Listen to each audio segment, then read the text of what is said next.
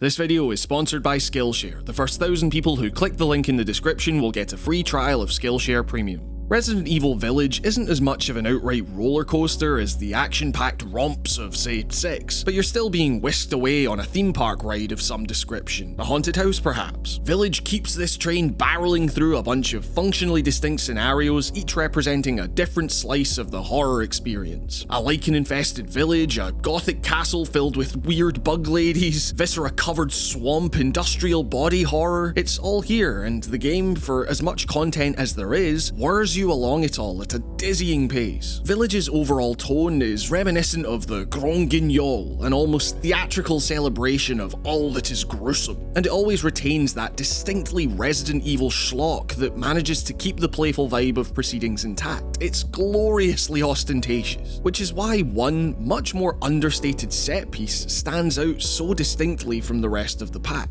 Off the beaten path, away from the circus-like chaos of everything you've seen up to this point, is just a house. As you enter, you find that it's not so unlike the home you started the game in, and given the onslaught that protagonist Ethan has had to endure to get here, you would never guess that this unassuming building would be home to one of the most genuinely terrifying sequences I've experienced in a game. One that, thanks to a carefully curated mix of visuals, sound design, and subversion of its own mechanics as a game, all topped off with an impeccable sense of timing, is sure to stick with me for a long time to come. And it all begins with that setting, House Beneviento, home to the doll maker of the same name, and where Ethan must go to find another part of his missing baby Rose. All music cuts out, all ambient sound from the waterfall outside fades away, and you're left with pure, unadulterated domesticity. And it's here that this section's horror begins to make itself apparent, with its long, stark hallways very clearly bringing to mind a certain teaser you can't play anymore. A few years back I made a video about PT, Hideo Kojima's ill-fated demo prequel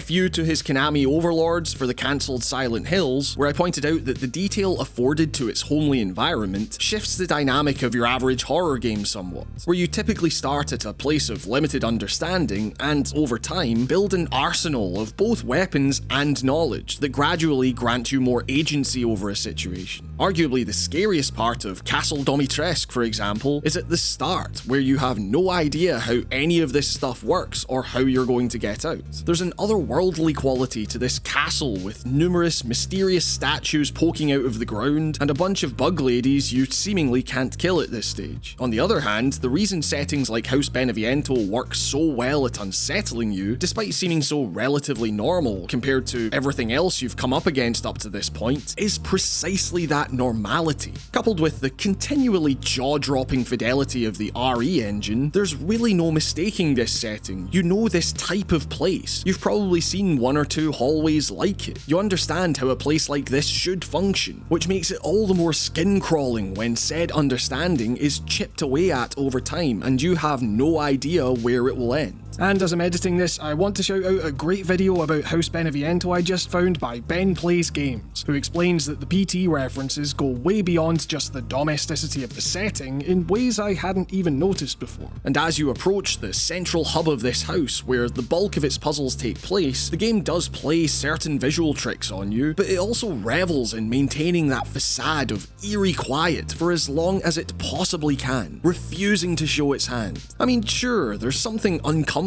about the imagery of taking a doll this uncanny apart limb from limb. The appendages hanging from the ceiling certainly don't evoke coziness, but in mechanical terms, this is actually one of the breezier parts of the game. The puzzles are so simple as to be unsettling in their own right. These find thing to access other thing affairs, not even requiring the massive distances travelled in other areas, where long discovered locked doors could now be opened with a key found halfway across the map. Here, everything is just a few steps away. These brain teasers are about as step-by-step as it gets. Even with the knowledge that something is bound to go wrong here, there's maybe that part of you that gets lulled into a false sense of security, with the situation going just long enough without event, being close enough to a typewriter as to give off an air of security, yet simultaneously feeling like you're blasting through the challenges presented. Nothing can stop you, you'll be out of here in no time. Oh wait, when things obviously obviously take a turn for the worst, the setup has been so carefully crafted, you've been allowed to feel somewhat safe for just long enough that what follows is as completely shocking as it is. This is the explosion that all that quiet has been leading to, and even though it's a relatively tiny sequence, the appearance of this horrendous goop baby puts prior pursuers to absolute shame, if only on a visual level. It may not seem as aggressive as those iconic foes, but I mean, just look at this thing. A large part of how chilling this encounter is down to the brilliant sound design. The relative silence you hear upon entering the house has already been broken by the shrill, disturbing cries of a baby as you climb out of the well, and yet, once the monster appears, harsh distortion takes things one step further, and a sound that should represent pure happiness, a baby's laughter, becomes completely sinister. Keeping with the motif of radio static the designers have established up to this point, you're made to question whether these sounds are even real or something broadcast in the distance, perhaps in your own mind. You are this being's plaything, and like most babies do with their toys, this monster will go to great lengths to stick you in its mouth. Suddenly, as the lights go out, the domestic setting turns against you. These samey hallways become their own labyrinth as you struggle to get your bearings. The doll puzzle hub is now lit like a photography darkroom, those hanging wooden limbs feeling all the more menacing in the limited light.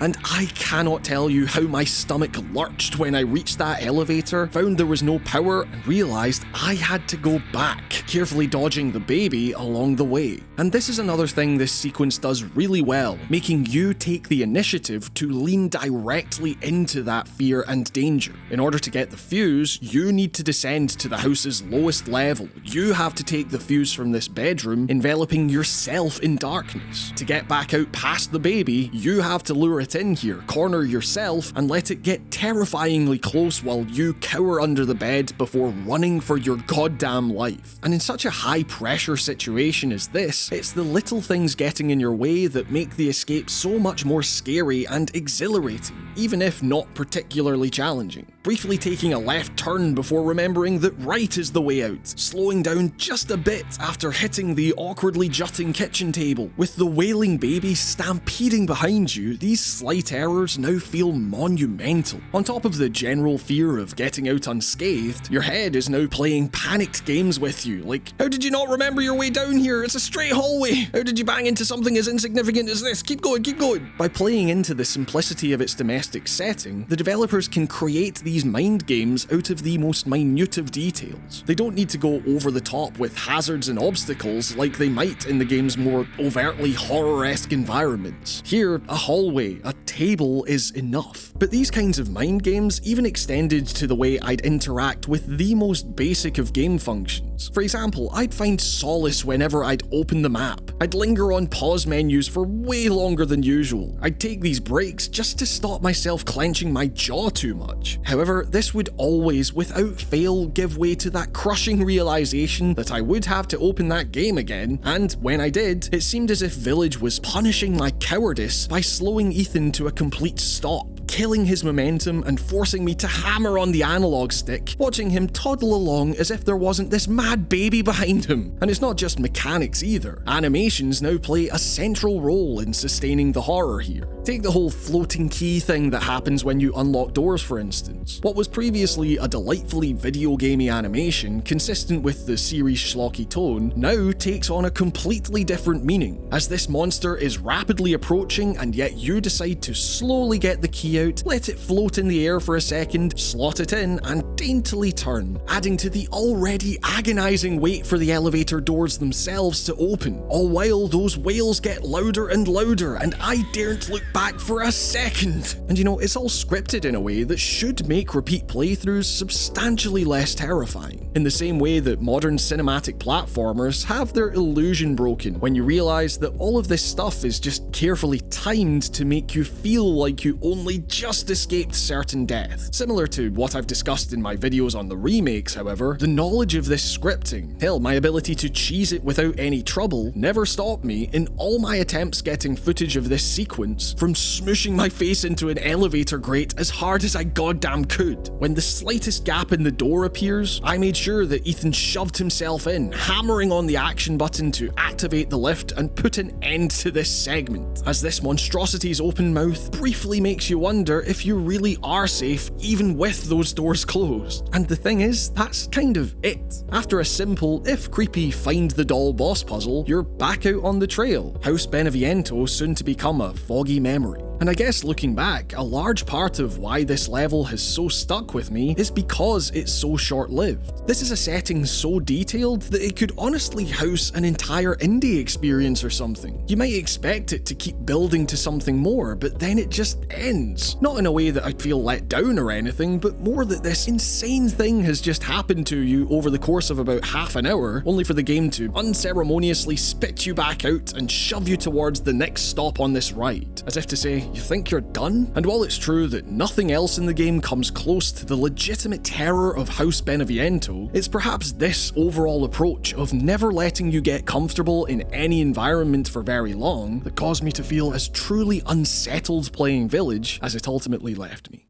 And speaking of unsettled, let me unsettle you with this terrible segue. A massive thank you to today's sponsor, Skillshare. Skillshare is an online learning community for creative and curious people. Explore new skills, deepen existing passions, and get lost in creativity with Skillshare's inspiring online classes, on topics including illustration, photography, video design, and more. Finding that the horrors of Resident Evil pale in comparison to sorting out your schedule or to-do list? Why not try Thomas Frank's Productivity Masterclass? Create a custom system that works. It's a remarkably accessible class that emphasizes making small changes that will have a big impact on your routine, whatever it is you're setting out to do. What's more, Skillshare offers classes designed for real life and all the circumstances that come with it. These lessons can help you to stay inspired, express yourself, and introduce you to a community of millions, all for less than $10 a month with an annual subscription. And because Skillshare is sponsoring this video, the first 1,000 people who click my link in the description will get a free trial of Skillshare Premium. So there's no risk to checking it out for yourself, and you'll really be helping out the channel in the process. Thank you to Skillshare for sponsoring the video, and I hope you all enjoyed this piece on Resident Evil Village. If you liked the video, you can really help out the channel by clicking the corresponding button as well as subscribing. I'd love it if you followed me on Twitch and checked out my podcast in the description as well. Most importantly, I'd also like to thank my patrons here. These videos simply would not exist without your support, and I really do mean that.